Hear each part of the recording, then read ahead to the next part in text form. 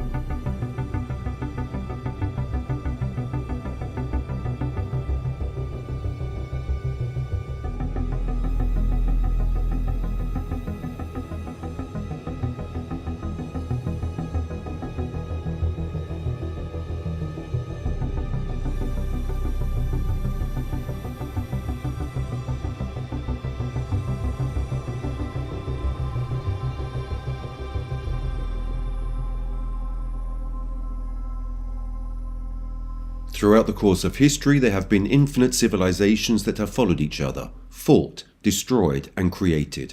Infinite thoughts and cultures were born and died, without leaving any trace in the sands of time. History teaches us that events are often cyclical, and that in the end, man is more opinionated than wise.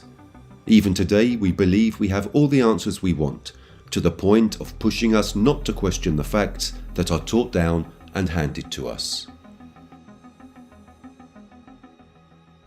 Over the years, historical studies and archaeological excavations have helped us to find some pieces of the puzzle of our history. Useful and important pieces that, however, do not complete the work. There are still many gaps, and perhaps we are not ready to receive the answers that would help us to fill them. Mysterious archaeology, or pseudo-archaeology, are generic terms referring to all those activities related to the science of the past that reach conclusions rejected by the international scientific community. These terms are often associated with the investigation of bold theories, often unsupported by evidence and consequently not accepted by academia. If these theories were true, they would totally change our perception of the world, of space, and of the meaning of life itself. The origin of mysterious archaeology can be traced back to the work of the American Charles Fort, who devoted his life to the collection and cataloguing of all those newspaper articles that reported strange facts, impossible objects, and incredible discoveries, ranging from national sciences to archaeology. Fort eventually came to the belief that all of Earth's history has been directed by a mysterious alien power.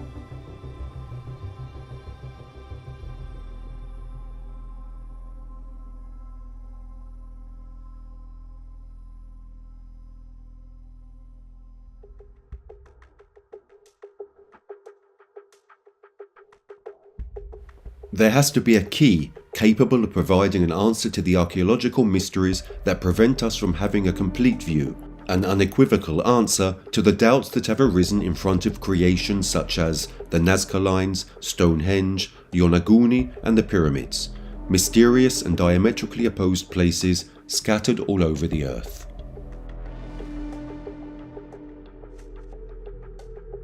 Infinite are the number of travellers who over the centuries claim to have seen spheres of light or fire moving in the sky. Infinite are the representations of celestial gods descending from clouds or flying chariots. During numerous archaeological excavations, objects have been found that appear to be out of place, the so-called OOP art, out-of-place artifacts, representing a historical anachronism and difficult temporal collocation. These artifacts are able to put scientific theories and consolidated historical knowledge in serious difficulty. One of the many peculiarities of these objects is their vast diffusion. They are scattered all over the globe and are part of different cultures and geological eras. Leaving aside the numerous denied cases of false artifacts or simple urban legends, we are faced with a series of relics of immense historical and cultural value.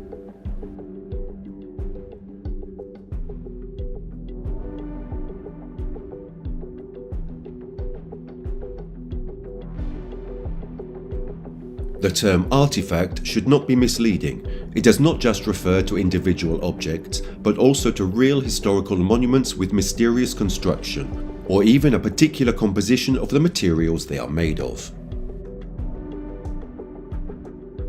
Peru. In this western South American nation, among the undergrowth of the mysterious and deep Amazonian forest, numerous civilizations and cultures originate, one of which being the Caral, the oldest civilization of the New World. Developed around 3000 BC, its nerve center is the city of the same name, whose area extends over 607,000 meters squared, which, with its numerous residential centers and temples, was a real ancient metropolis.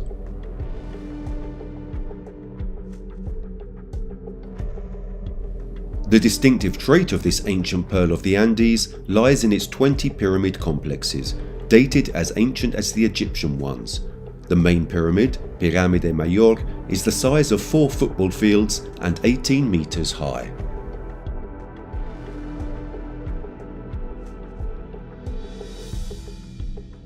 Also noteworthy is the fact that no signs of wars, battles or weapons have ever been found in the ruins of the city.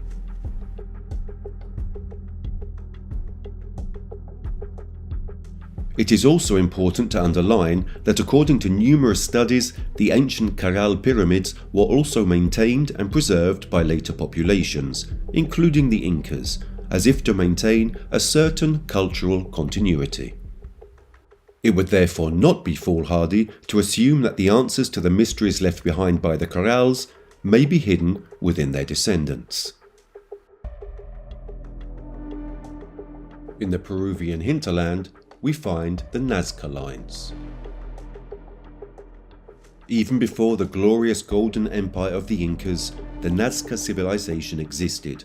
On the banks of the Aya River, the capital Cahoachi was built, whose translation curiously means place where the sighted live. It served mainly as a ceremonial center for events that perhaps included macabre human sacrifices and terrible mutilations, according to the testimonies reported on the famous polychrome ceramics.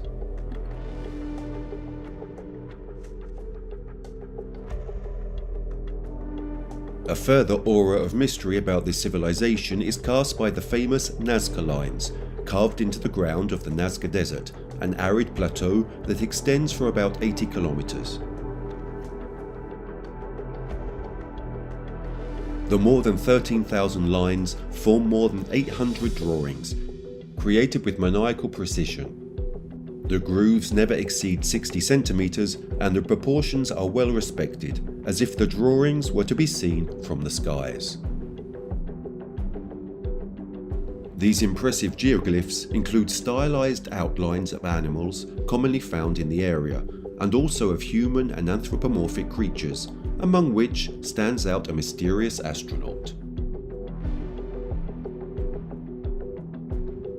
The latter is clearly the most mysterious and singular geoglyph, since it presents evident stylizations of the real elements that make up the equipment of a modern astronaut, such as the helmet and boots. How could such an ancient civilization know about such elements and forms?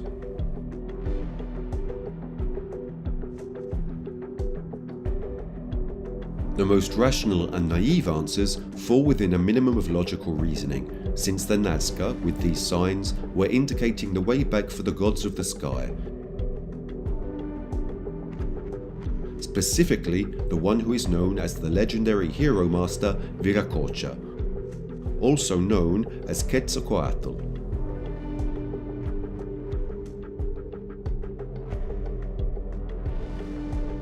If it is true that these forms and elements were drawn from what the populations had actually seen, it is not therefore risky to believe that these lines could conceal an even more hidden meaning. In fact, according to the local stories handed down by the descendants of this ancient civilization, these lines are nothing more than a means to communicate with a mysterious celestial body, the home of all of the gods.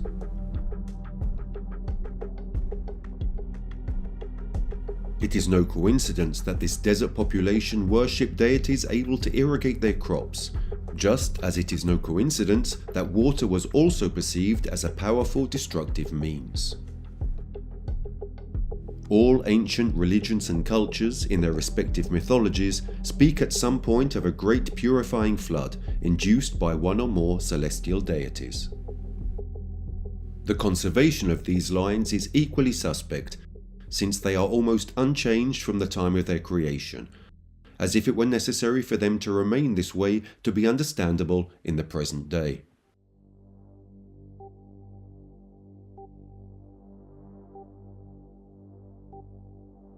It seems that the geographic and meteorological culture among the Nazca was extremely advanced, allowing them to choose a plateau that would remain arid over the centuries to come. But how could such an ancient civilization have such prophetic knowledge about the future of the atmosphere?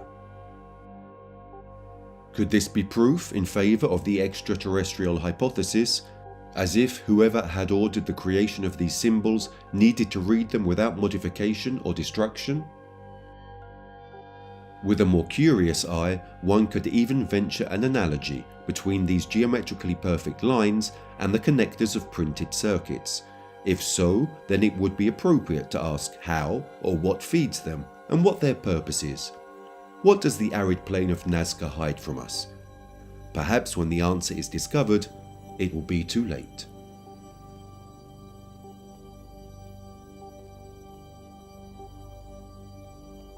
Centuries after the decline of the Nazca society, a new population rises from the ashes of this mysterious land, the Incas.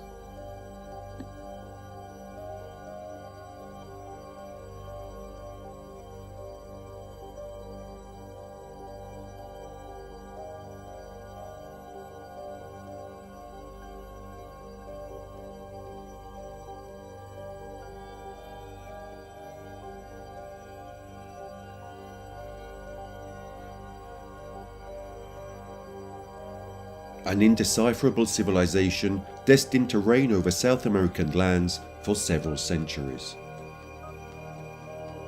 The achievements of this glorious empire are well documented, as are their traditions and customs, now bandied all over audiovisual media.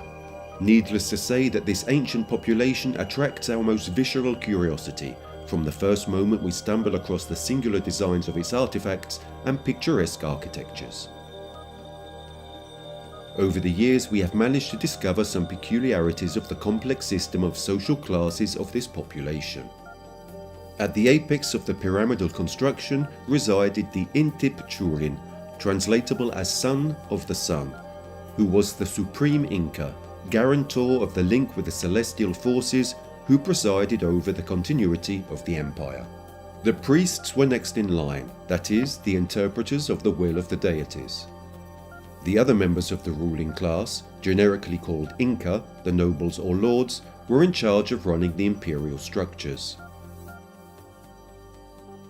The Curacas, the leaders of the conquered ethnic groups, maintained their power and were responsible for the executive control in the individual provinces.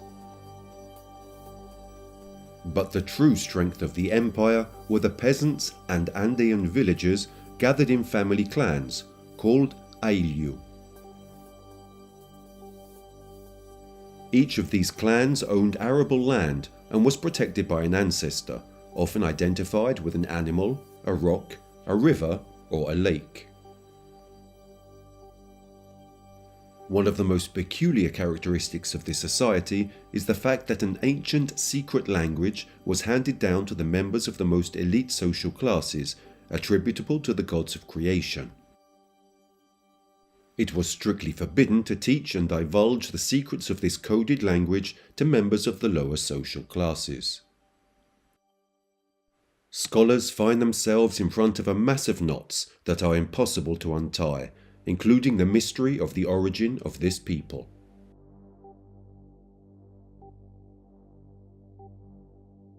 Over the centuries, numerous tests and research projects have been carried out. Among the most meticulous we can find those of Samuel George Morton, who analysed and measured the dimensions of the skulls of the various Peruvian populations of the time.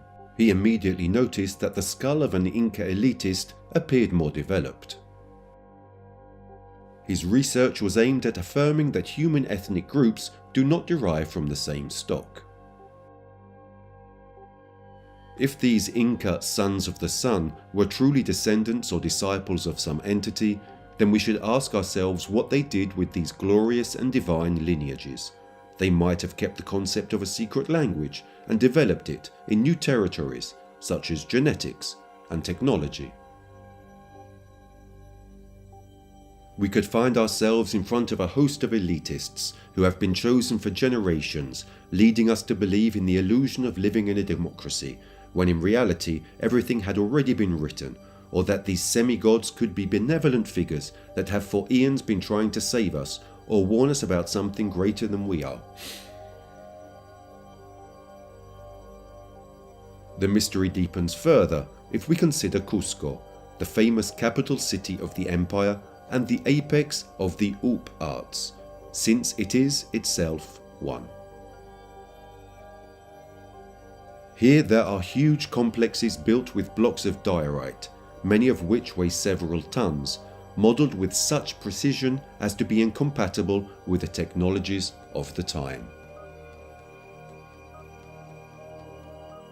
Although official archaeology attributes the construction of these complexes to the Incas, the difference between the human-sized constructions put in place with the help of mortars and the gigantic puzzle-like compositions that arise nearby raise doubts even among scholars.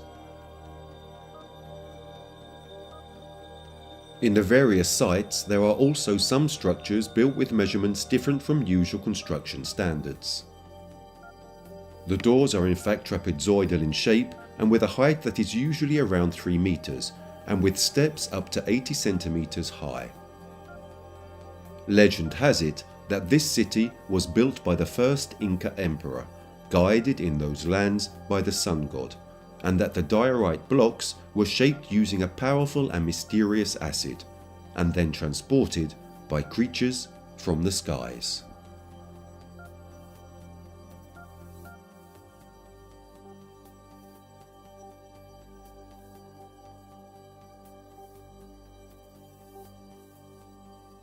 The Uparts, originating from these most important lands, are the golden jets. Small ornamental objects ranging in size from 2 to 5 centimeters that to some may seem like zoomorphic figures, when in reality they are frighteningly similar to modern airplanes. Could they be a sign that something artificial was actually flying in the ancient skies? Illustrations depicting men with bizarre headdresses, bent over and intent on piloting what look like jets or rockets, are not rare, and they are often passed off as metaphorical representations of rituals or legends. But what if the truth were much simpler?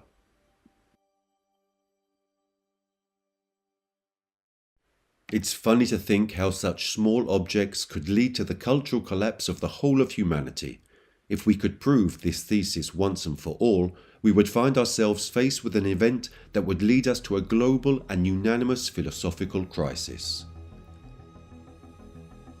Before we ask a question, we have to be sure that we are ready to receive the answer. But let's move from Peru to explore the lands and mysteries of ancient India. With its over 1.4 billion inhabitants, this nation forms 18% of the world population. It is considered a real melting pot of numerous religions and cultures, some of the most ancient and important in both the modern and ancient world. Some of its famous temples include the Golden Amritsar Temple, the Meenakshi Temple, and the Karnak Sun Temple, the latter famous for being dedicated to the sun god and having the shape of a 24-wheeled car. They have all been a source of numerous scientific and religious theories. Two characteristic elements of these places of worship are undoubtedly the particular working of the materials, modelled and structured in a way to evolve for even more ancient populations than the Corral and the Egyptians, and above all, the actual forms of these structures, with their impossible design and crazy architecture. That there is more than the eye can see is obvious. But what? The most famous Indian upart is probably the ancient Ashoka Iron Column, located in Delhi, whose main feature is its absence of rust, despite its 1,600 years of age. Scientists have discovered that the iron it is composed of contains higher percentages of phosphorus than the norm. Such a phenomenon is not only unique in history, but even today's metallurgical technology does not allow us to replicate this work.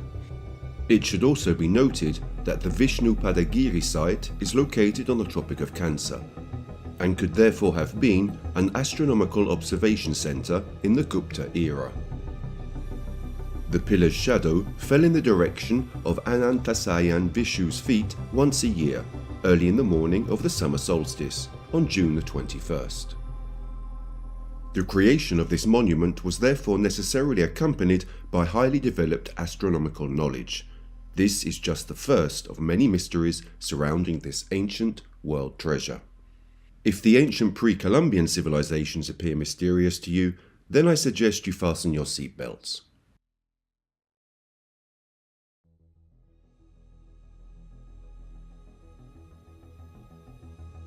The places of worship of this incredible nation are not only limited to sacred palaces and ancient temples, but even reach the depths of the earth and rock through the mysterious sacred caves, which, after all, with such ancient religions and cults, is not surprising. For centuries, every year millions of Hindus have made pilgrimage to the Amarnath cave, a place of worship devoted to Shiva. The impervious path is several kilometers long and runs along the dangerous, rocky paths of the Himalayas. Unfortunately, deaths and injuries among the devoted travelers are not rare, but the thing that unites all these fallen is their happiness. This sacred land is said to be one of the closest places to the gods. This mystical place, more than 3,500 kilometers above sea level, is the testimony of an ancient extraterrestrial presence on Earth. Cosmic creatures that have taught us principles and values that are still the cornerstone of our lives today. Legend has it that inside this cave, Shiva himself revealed to Parvati, his wife, the secret behind the creation of the universe and eternal life, also proving his powers by creating an ice stalagmite that melts only in conjunction with certain alignments between the moon and stars. Behind every myth and legend, there is always a kernel of truth, and the facts speak for themselves. Testimonies of various hermits who fall into particular states of trance during the meditations in this sanctuary are not rare, as if the residual energies of these beings were still present in the rock. Would a concrete answer explain the numerous apparently divine phenomena in the various world pilgrimage sites if the ancient astronauts had created these places to allow us to heal from evil and ensure survival in extreme cases? Often these sanctuaries are located several kilometers above sea level, as if to protect us. History has already proved how man uses caves and quarries as a natural refuge against nature itself and its forces. One of the more striking examples of this phenomenon is present in the Mustang Caves complex in Nepal. About 10,000 caves dug in the valleys of the district of the same name.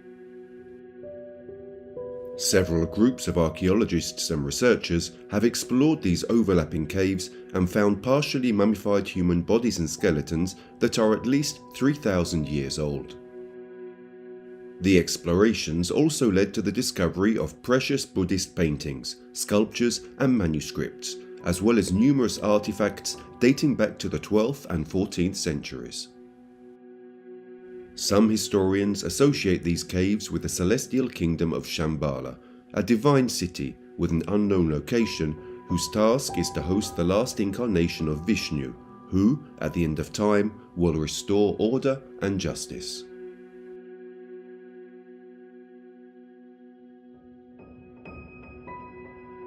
The historical findings suggest that the inhabitants of these caves were in contact with something else, one or more mystical beings, or rather extraterrestrials, able to pass on to them knowledge and advanced technologies. This is not an absurd assumption, since the only way of access to these caves is through a vertical hole inside the mountain, as if some sort of lift were needed. Once inside these caves, we are greeted by numerous gigantic statues carved into the rock depicting Buddha and other deities. It is common for the monks of these religions to use these cold caves not only as a place of prayer, but as real chambers of sensory deprivation, thus entering a state of complete peace where they are part of the world and the world is part of them.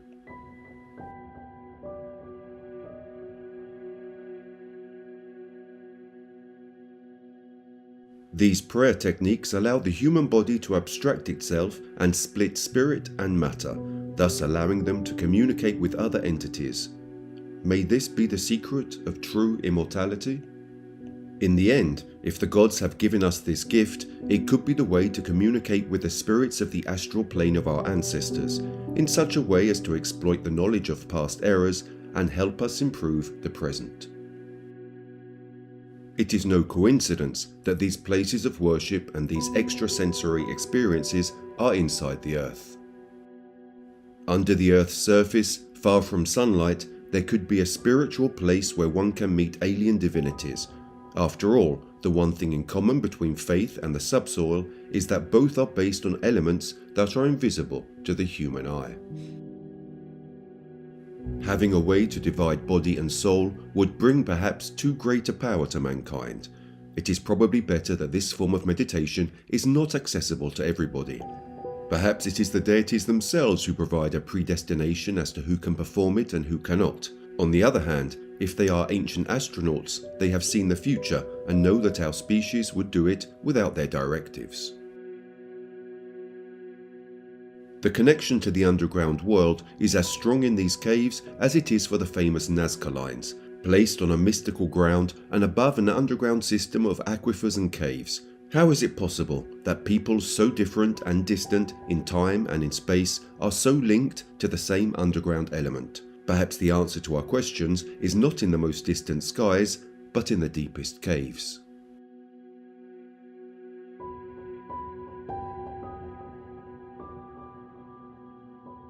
If we analyse the presence and importance of religions in the world, we can immediately see how for Westerners the impact of religion and its writings in everyday life is filtered through a veil of taboo, which leads them to analyse the holy scriptures and ancient knowledge with an almost fairy tale eye, reinterpreting the facts narrated with metaphors and allegories.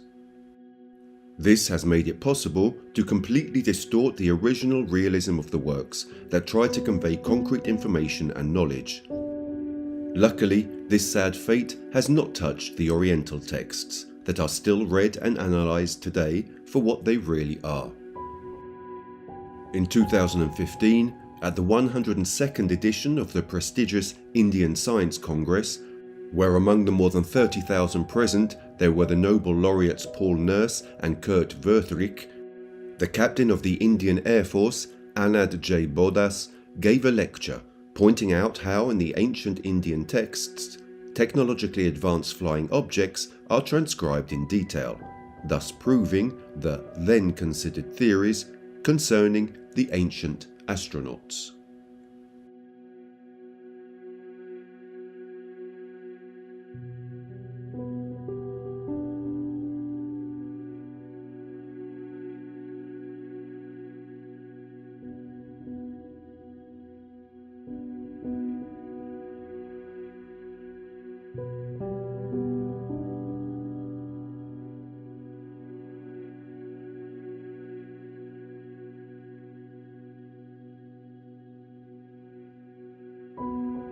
They categorize and describe in detail numerous flying objects used by the gods as means of locomotion or even war machines. As singular as it may seem, and the mere thought of it makes the skin crawl, such objects are present and described, albeit in less detailed forms, in practically all the oldest religions in the world. When the ancient Indian texts speak of vimana, they go so deeply into the technical aspect that it is difficult, if not impossible, to consider it the result of imagination alone. There are hundreds of texts that describe the construction, the materials, the takeoff procedure, and the type of flight of vimana. The literal translation of the name, directly from Sanskrit, tells us that vi means fly, and mana means artificial inhabited place. It is therefore defined as an ancient aerial machine that moves, not dragged by animals nor men, able to carry passengers across the skies, the so-called celestial chariot.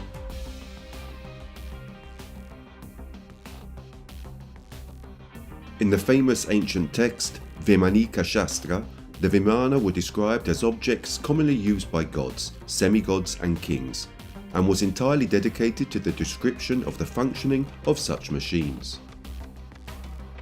The existence of this shocking manual was revealed to the world only in 1952 by the president of the International Academy of Sanskrit Research, G.R. Josiah, who affirms that these manuscripts date back thousands of years, and yet their contents, however, brilliantly express modern concepts of aeronautics. The vimana are divided into distinct categories. Shakuna Vimana aircraft, about 24 meters high and 17 meters long and wide, also exhibit numerous parts equipped with pistons and pumps, technologies not present at the time. Sundar Vimana, with a conical appearance, this aircraft has a base of about 10 meters and a height of 15, and would be able to bend the currently known laws of physics. Tripura Vimana, an amphibious vehicle also suitable for flight, 100 meters long and 7 meters high. It has a form that is reminiscent of a modern-day submarine.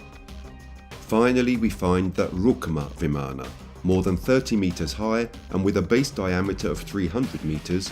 It is composed of 5 floors, equipped with housing for passengers, and consists of 2 long vertical ducts with fans to absorb the air and channel it to obtain a propulsive thrust.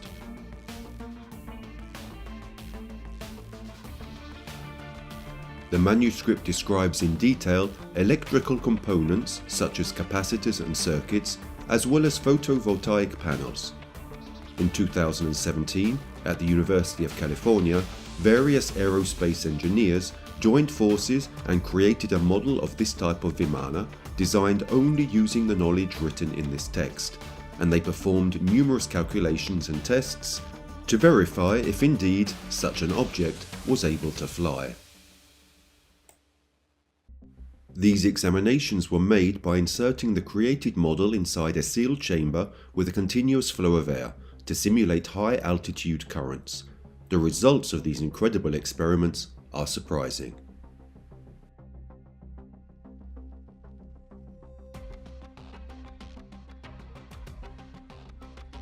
The model, created exclusively following the constructive indications reported in the Vimanika Shastra, has a surprising stability in flight and can adapt to the variations of air currents. Being such a sensational discovery, it is not surprising that it has passed under the radar, since it totally revolutionizes ancient and modern history. This knowledge in the wrong hands could lead to general panic and mass hysteria. The vimana are the vehicles of the gods, or rather of the ancient astronauts. The materials with which they are created and coated are the same used by NASA for their space missions with rockets and satellites. Reading the ancient texts, it is clear that this information does not come directly from the author of the Vimanika Shastra, but it seems they are notions dictated and imparted to him by someone from a higher hierarchy, suggesting that the secrets of these technologies should not have reached the ear of the people. Can you see a pattern emerging? What if these heavenly gods were the same ones who helped the Inca develop a secret language? The speed of transport of these aircraft and the simple fact that they fly is enough to explain how so many ancient cultures and religions share basic concepts and similar elements in their pantheon. With the vimana, the gods made sure they could move in a short time from one part of the world to the other and be able to govern man.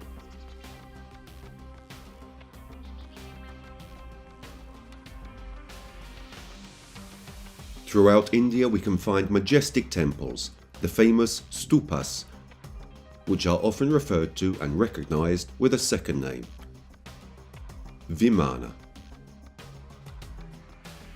So it is self-evident where the ancient architects drew inspiration for the construction of these works.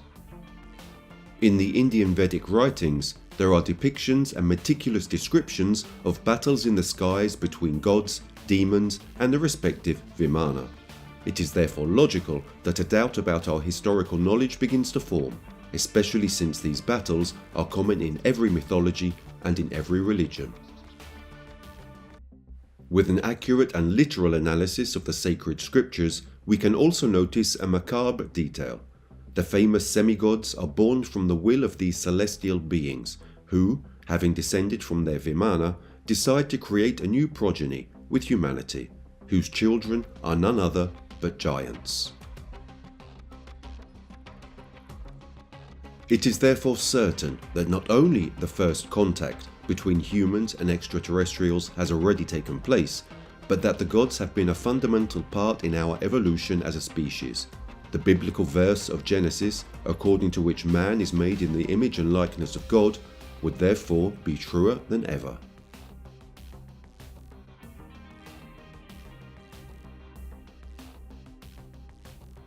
The Christian Bible and the Holy Scriptures connected to it also contain descriptions and detailed episodes of flying objects.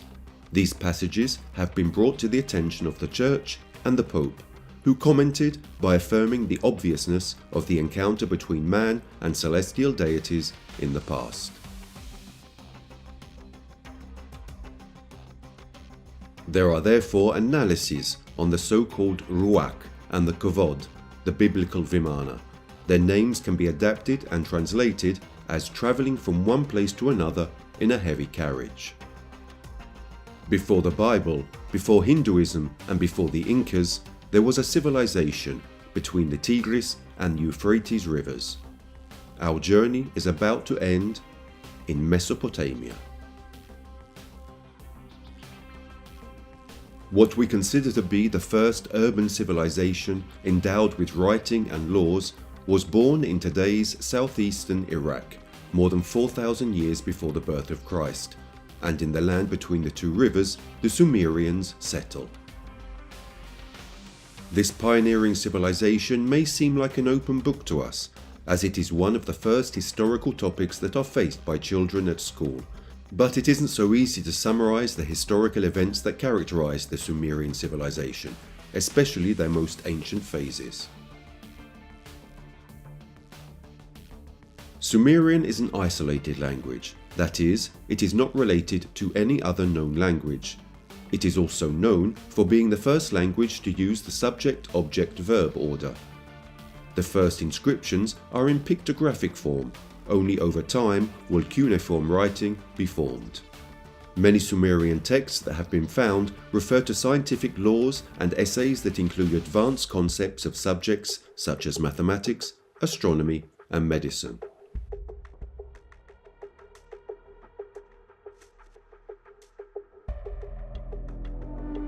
The astrologer Carl Sagan, in his book Intelligent Life in the Universe, argues that humans around the 4th millennium BC came into contact with a non-human civilization in the ancient and shining city of Eridu.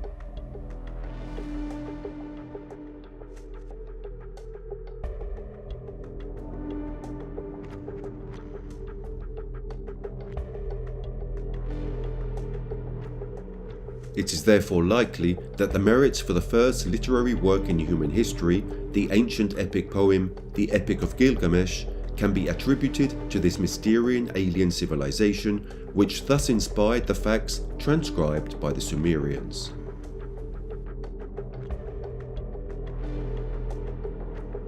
It is important to underline how from this poem, verses, plots and characters have been stolen and quoted in all the religions and cultures of the world, starting from the Christian Bible.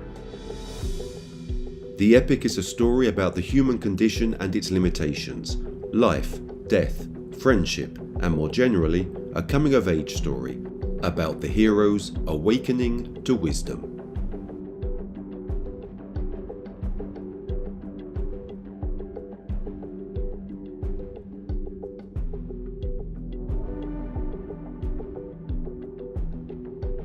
The first part tells of the deeds of Gilgamesh and his friend Enkidu, who triumph over the giant Humbaba and the celestial bull. The latter hurled at them by the goddess Ishtar, whose advances had been rejected by the hero. The story changes direction after Enkidu's death, a punishment inflicted by the gods for the insult they had received. Gilgamesh then embarks on the quest for immortality, reaching the end of the world where the immortal Utanapishti resides, revealing to him that he will never get what he seeks, but teaches him the story of the flood that he can pass on to the rest of mortals.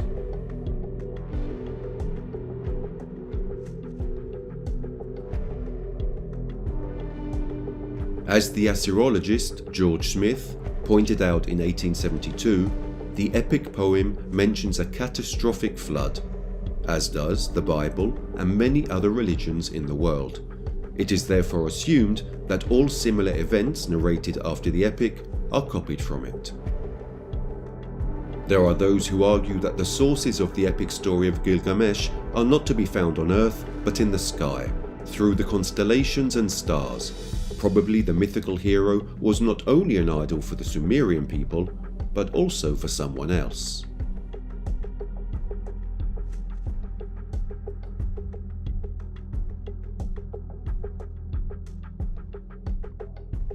Among the hundreds of tablets found, there are many about the pantheon and the Sumerian deities, the Anunaki.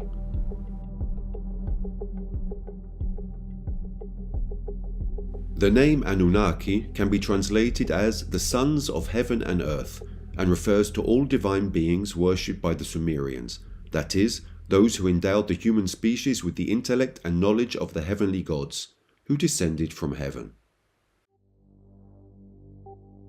To better understand the real history of the facts, it is necessary to quote the famous Azerbaijani writer and scholar Zecharia Sitchin, supporter of the theories concerning ancient astronauts and a first contact between humans and aliens. His book, The 12th Planet, is perhaps among the most important works of modern culture concerning antiquity. Sitchin, in his work, is not alone, In fact, we can find him associated with free thinkers and writers of the caliber of Erich von Däniken, author of the bestseller The Extraterrestrials Will Return, and of the Italian Mauro Biglino, expert in Hebrew and author of the Naked Bible. All these minds agree in making parallels between the facts reported by the Sumerians and those described in the passages of the Jewish and Christian Bibles.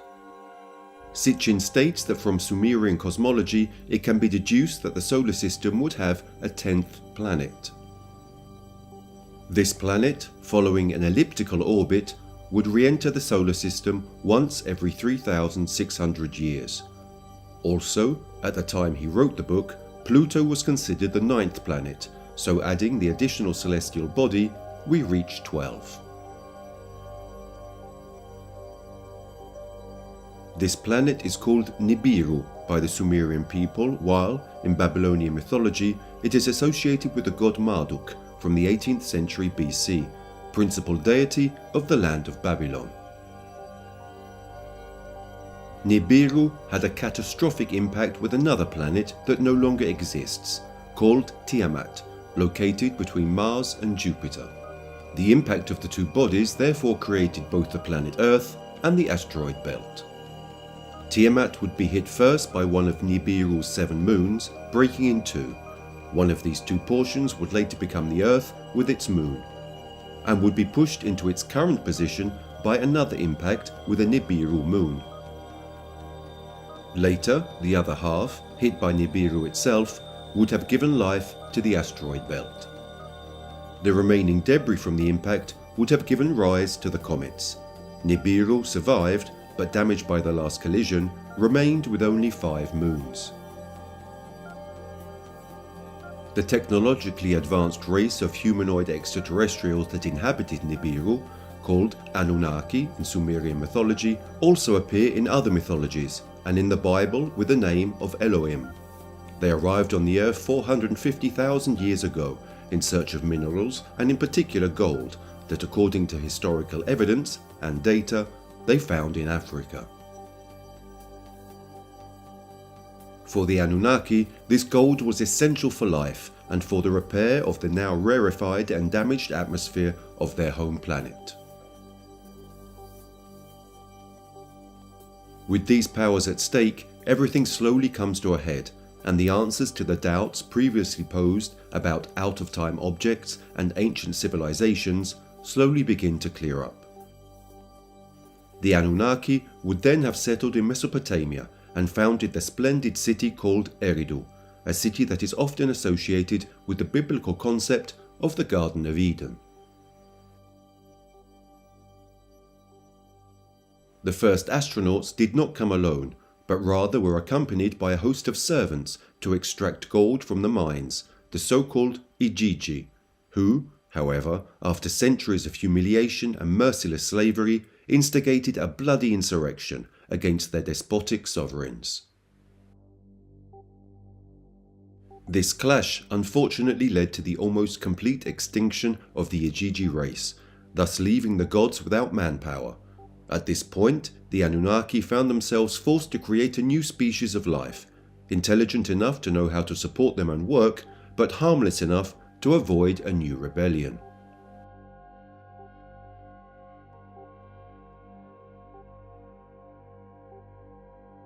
Often in the stories we read of gods, they come down from heaven and fall in love with earthly maidens.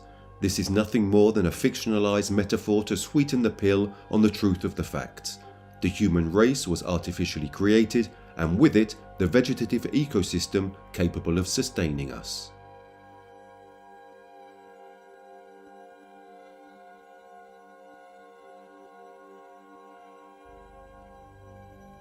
The Anunnaki would have genetically modified Homo erectus by combining their DNA with ours. The first experiments were none other than the biblical giants called Nephilim. The first Homo sapiens was therefore, quoting the ancient tablets of the city of Nineveh, Adamu.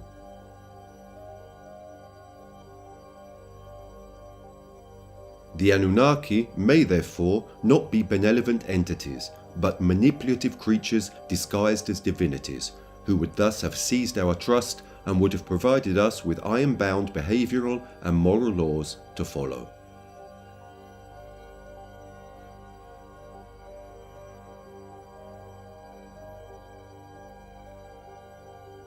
The biblical Genesis, as well as the whole Old Testament, copies in fact all its main information from the much more ancient Sumerian Genesis of Eridu. In the text, we read that the creator gods, he who belongs to the heavens, Enlil, god of the atmosphere, and Enki, god of wisdom, created Homo sapiens by placing it in a comfortable habitat that is suitable for life. Moreover, the royalty of the Sumerian kings descends from a preferred lineage. In fact, the hybrid man-alien kings are not described as representations or reincarnations of the Anunaki, but as intermediaries between the two parts. During the centuries of forced labor and slavery, the human population grows dramatically, and with this growth, the desire for independence also increases. The insurrections increase dramatically until the Anunnaki decide to drown the world.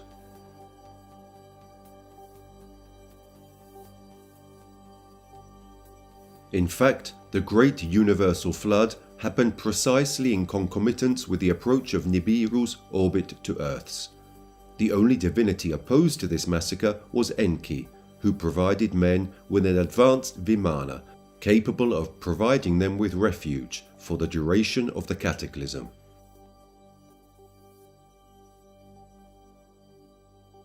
This fact is also narrated in the Epic of Gilgamesh. Sitchin states that the major megalithic works scattered around the globe, such as the Great Pyramid, were built with many functions, mainly astronomical, astrological, and related to the calendar. Two other sites, Machu Picchu and Bad Tibira, would have been metalworking centers. Sitchin also argues that the Mesoamerican and South American civilizations are derived from the Sumerian and Akkadian ones, and that the two main Mexican, Aztec and Maya, and Peruvian, Inca, Nazca deities, Quetzalcoatl and Viracocha, described by Amerindian myths as tall, of fair skin, and with a long blonde or white beard, therefore characteristics attributed to Europeans, were two Anunnaki, Ningishzida and Ishkur, who moved with some Sumerians and Africans to the new continent to exploit the existing deposits, such as those of the Urubamba Valley.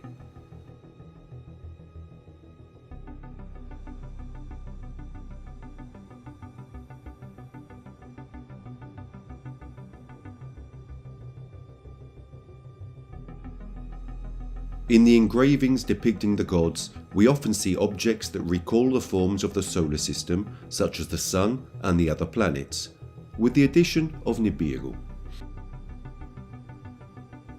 As it is assumed that the deities known as Abgal, the seven wise men, often depicted as hybrids between men and fish, are nothing more than the ancient stylizations of spacesuits and technological equipment.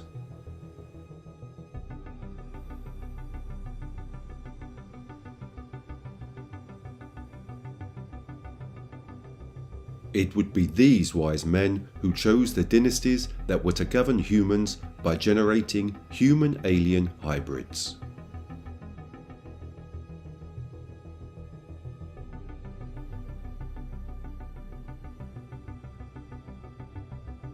With modern technological innovations, one doubt should clearly arise. What if these seven wise men were actually artificial intelligences?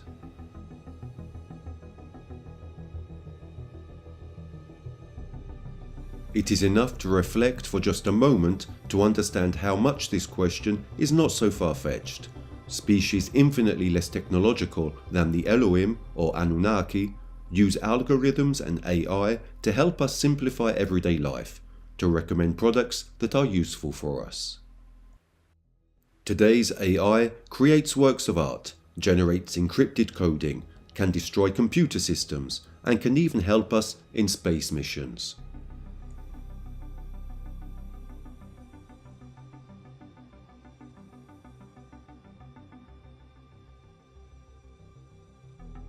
We can therefore also attach to this concept the thesis of Francis Crick, the discoverer of the DNA structure and directed panspermia.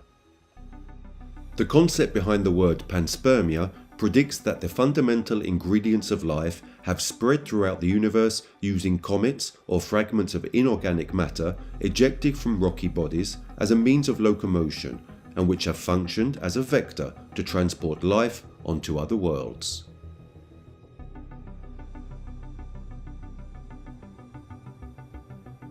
The directed panspermia, hypothesized by Crick and confirmed by the Anunaki artificial intelligences, states that life is spread through a voluntary act, probably the result of an intelligent extraterrestrial civilization that has decided, for reasons that we are not given to know but only to hypothesize, to sow the seed of life on other worlds.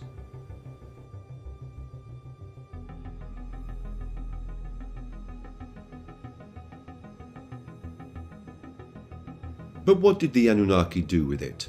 Sitchin theorizes that around the year 2024 BC, a nuclear war broke out between different factions of Anunnaki extraterrestrials, whose two opposing factions were commanded by the brothers Enki and Enlil.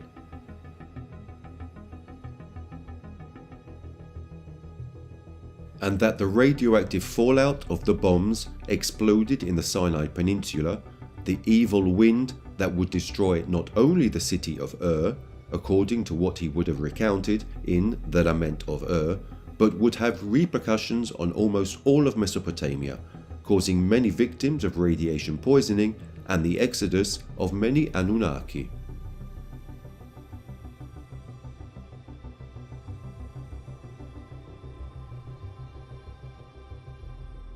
The surviving gods left the knowledge and culture to humans, and instructed them to create temples such as ziggurats and pyramids coinciding with the stars, in order to one day lead the Anunnaki back to Earth.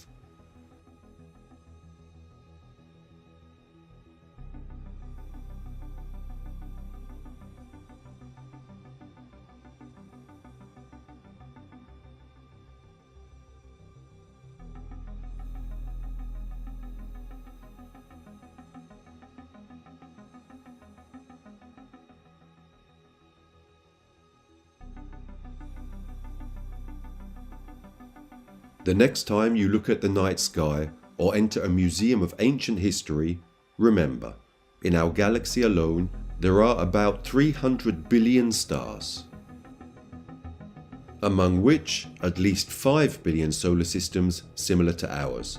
Maybe not all of them have a suitable planet for the development of organic organisms, placed at the right distance from their sun. It is therefore calculated that of these 5 billion, at least 10 million could have these characteristics. And among these 10, at least 1,000 could have seen the development of a bacterial type of life, which, in the worst hypothesis, on at least 50 planets, could have evolved into multicellular life forms and intelligent organisms. From this, it has been calculated that in the worst case scenario, the possibility that technologically advanced civilizations and alien multicellular organisms exist in our galaxy is equivalent to about 0.1%. That doesn't seem such a large percentage, but if multiplied by the approximately 500 billion galaxies that are estimated to exist, it becomes, in the most pessimistic hypothesis, 50,000 planets. 50,000 technologically advanced civilizations currently existing in the universe. The next time you look up at the night sky, remember that maybe somebody is looking down at you too.